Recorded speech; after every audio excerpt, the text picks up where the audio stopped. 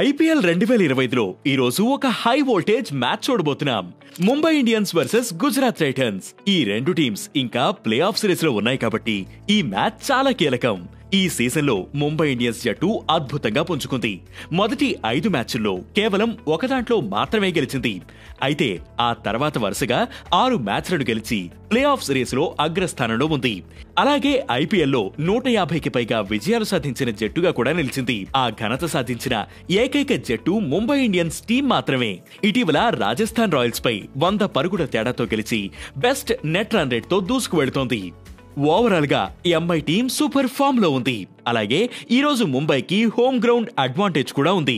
ఇక గుజరాత్ టైటన్స్ విషయానికొస్తే ఈ సీజన్ లో జీటీ ఇప్పటి వరకు 10 మ్యాచ్లాడి 7 మ్యాచ్లు గెలిచి 14 పాయింట్లతో ఉంది. మరో 4 మ్యాచ్లు ఆడాల్సి ఉంది. ఈ సీజన్ లో పాయింట్స్ టేబుల్లో ఎక్కువ సమయం టాప్ 4 లో ఉన్న టీం గుజరాత్. ప్లే ఆఫ్స్ కి అర్హత సాధించేందుకు అతి దగ్గరలోనే ఉంది. ఇదే జోరు కొనసాగిస్తే టాప్ 2 పొజిషన్స్ లో లీగ్ మ్యాచ్లను ఫినిష్ చేసే అవకాశం ఉంది.